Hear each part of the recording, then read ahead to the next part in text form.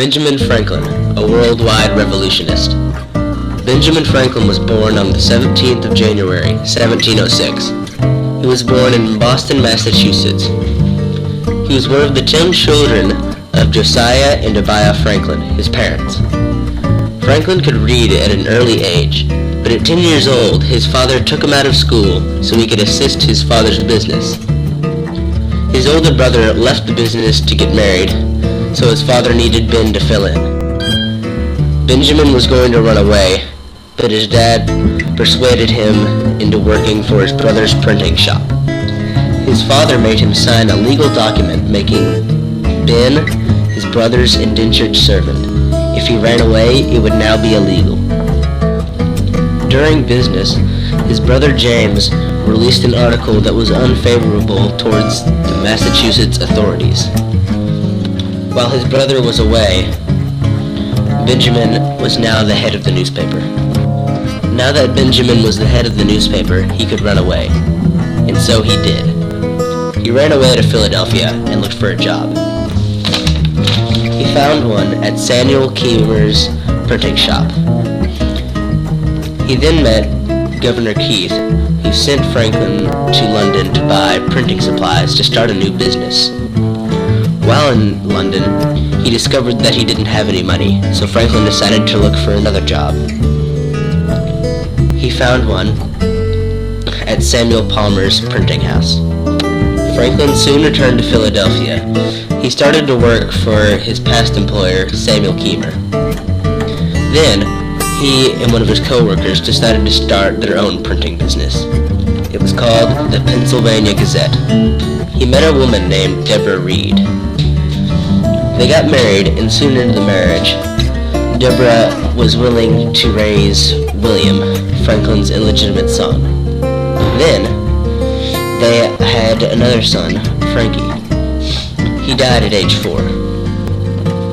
In 1732, he wrote Poor Richard's Almanac. It sold the most copies in the colonies of any book. It was a book of humor, and many sayings we know today were in this almanac, such as, early to bed, early to rise makes a man healthy, wealthy, and wise. He also soon started the Library Company, which was a local library and is now the oldest cultural institution in the U.S. It is still in use today. In 1736, he started the Union of Fire Company. It was a local fire department, and one of the first. In 1737, Benjamin Franklin became a postmaster, which gave his newspaper an advantage. This made him much, much more wealthy. And in 1743, his daughter, Sally Franklin, was born. Later, in 1743, he established the American Philosophical Society. This was a group of artisans and tradesmen that met to discuss politics. In 1747, he proposed a voluntary militia because there were no other means of protection in the colonies. At the age of 42, he gave his printing business to David Hall. He was given half the profits for 18 years. With this new wealth, he could retire, and with his free time, he became a scientist and inventor. After seeing a traveling showman do tricks with static electricity, Franklin decided to explore electricity. When he tried storing electricity inside a Linden jar, he ended up creating the world's first electric battery. When he discovered that metal pointy objects attracted electricity, he created the first lightning rod. When his lightning rod demonstration worked in France in 1752, he was able to prove that lightning was a form of electricity. In another experiment, he flew a kite during a storm and put a key on the string. He was able to charge a Linden jar. After this experiment, he became world famous. Another invention of Franklin's was a stove that would revolutionize the way people cooked. He never patented his idea, but later it was still called the Franklin stove. In 1751, he founded the University of Pennsylvania. When Franklin visited England to try and convince Parliament not to tax the colonies, he also handed out a pamphlet that tried to convince the British to keep Canada instead of giving it to the French. And thanks to Franklin's efforts, they did. In 1764, Franklin returned to England to argue against Parliament to repeal the Stamp Act. And once again, thanks to Franklin's effort.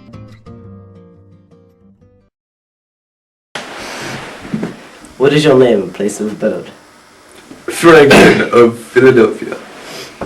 Do the Americans pay any considerable taxes among themselves? Certainly, many and very heavy taxes. What are the present taxes in Pennsylvania, laid by the laws of the colony? There are taxes on all estates, real and personal.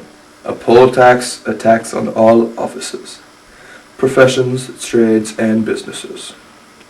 According to the prophets, an exercise on all wine, rum, and other spirits, and a duty of 10 pounds per head on all Negroes imported and on other duties. For what purposes are those late taxes? They are for the purpose of civil and military establishments of the country, and to discharge the heavy debt connected in the last 7 years of war. Are not all the people very able to pay those taxes?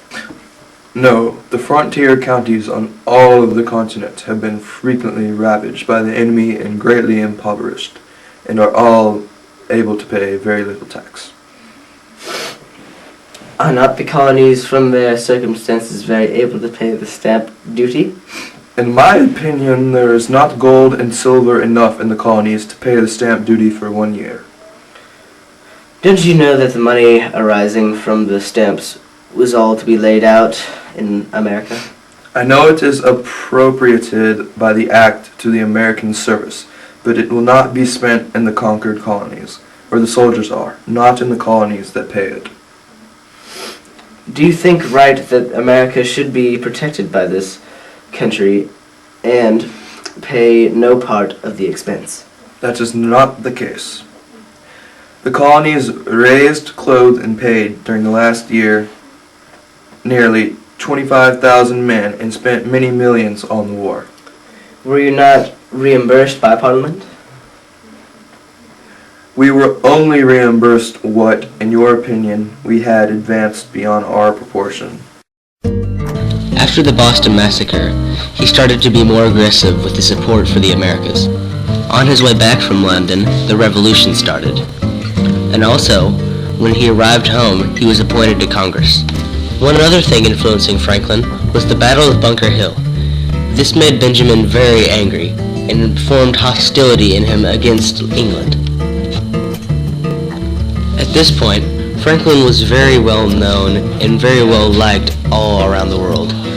So when he went to Paris, he made friends easily.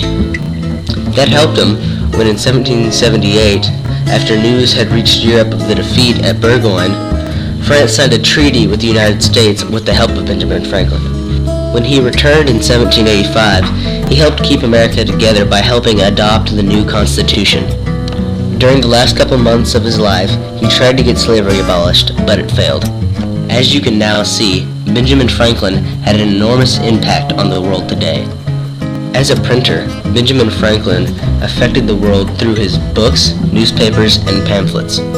As an organizer, he established many libraries and fire departments. Also, as a scientist, he helped change the way people looked at electricity. He helped shape many founding documents for America, such as the Declaration of Independence, and helped gain France's trust to help win the war. All considered, without Benjamin Franklin, the world would be very much altered.